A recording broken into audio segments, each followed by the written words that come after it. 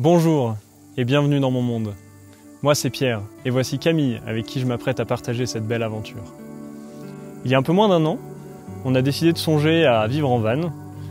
Alors on s'est lancé, on en a acheté un, on l'a aménagé complètement et maintenant on part à l'aventure avec. Le voilà, il s'appelle Hugo et c'est un vieux pépère de 1975. Alors il va pas vite, mais il va loin. À son bord, nous allons sillonner les routes du vieux continent et on t'emmène à l'aventure avec nous. Alors attache ta ceinture et bienvenue dans Belle Europe.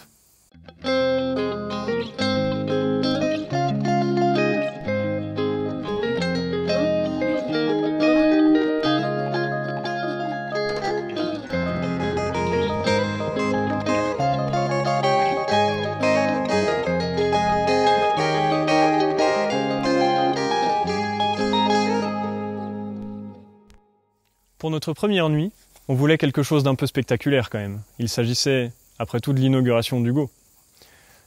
On voulait pas faire trop de kilomètres le premier jour, et comme notre camp de base était en Isère, on a choisi le col du Grateau, juste à côté du col de l'Œillon, dans le Massif central.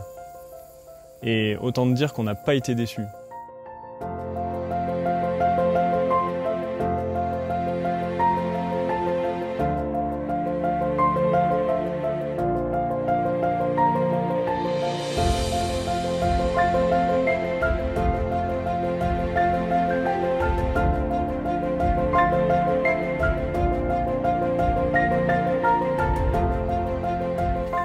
La traversée de l'Ardèche nous a offert des vues à couper le souffle, tandis qu'on prenait pleinement conscience de ce que c'était que la van life.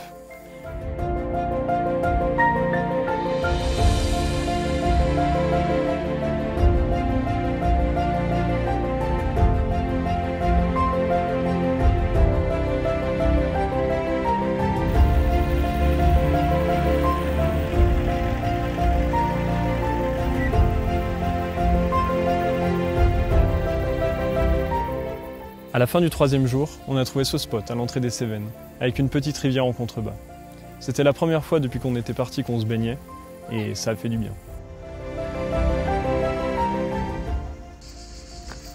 Alors on vient de s'arrêter dans un petit village qui s'appelle Salasque. On va aller visiter ça. Ça a l'air magnifique.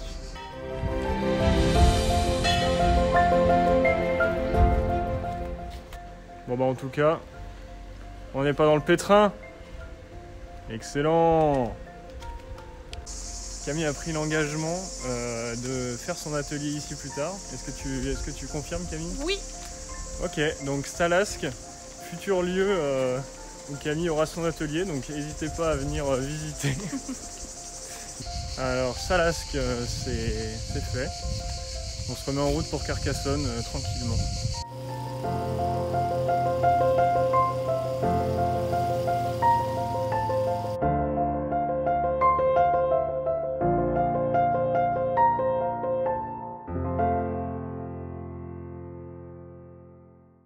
On est finalement arrivé à Carcassonne le soir même et on a fait une petite visite surprise dont on vous parlera prochainement.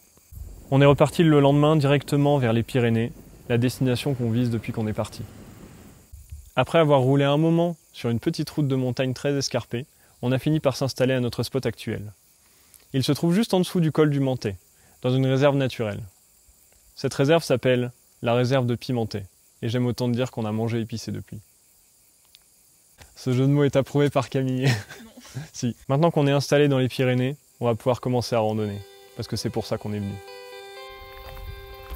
Allez, on se met en route pour la première vraie rando dans les Pyrénées. Première expérience.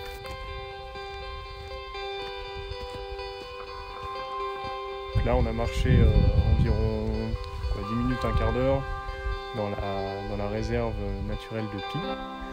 Et regardez déjà la vue qu'on a. Est-ce que c'est pas magnifique?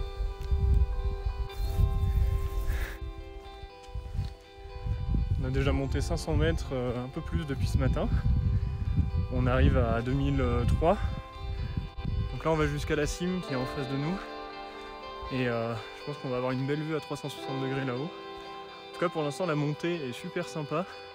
On a monté un peu dans des pinèdes. Là on est passé dans des pâturages où on a vu des petites vaches. Dont une qui était toute seule, qui faisait sa vie de son côté. Voilà, donc notre objectif est à 2450 je crois. Voilà, notre objectif c'est là. On va juste en haut.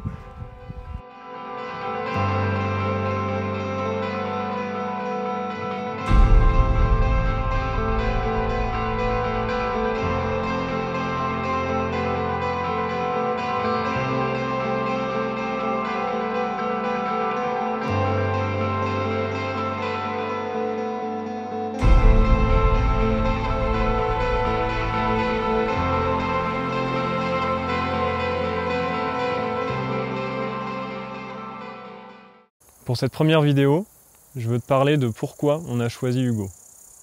Hugo, c'est un Mercedes 406D de 1975. Alors, il a 45 ans, c'est sûr que c'est pas tout jeune, mais il est encore bien robuste.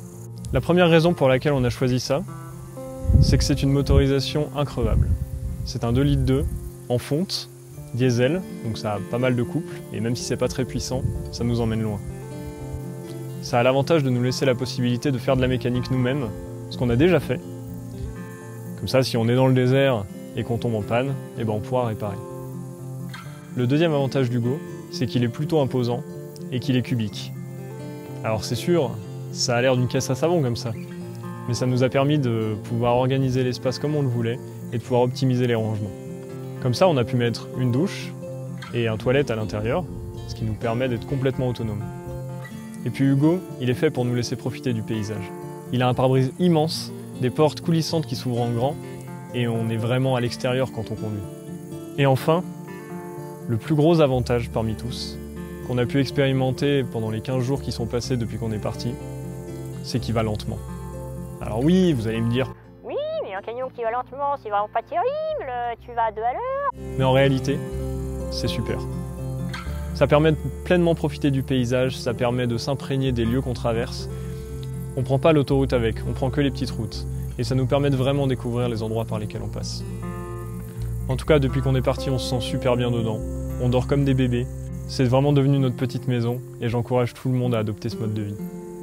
Enfin non, parce qu'après il n'y aura plus de place sur les parkings. C'est déjà la fin de cette vidéo. Je suis super content de partager ça avec vous. Si ça vous a plu, n'hésitez pas à vous abonner, à mettre un like, un commentaire, vous connaissez la musique. Et on se retrouve très vite dans un nouvel épisode de Belle Europe.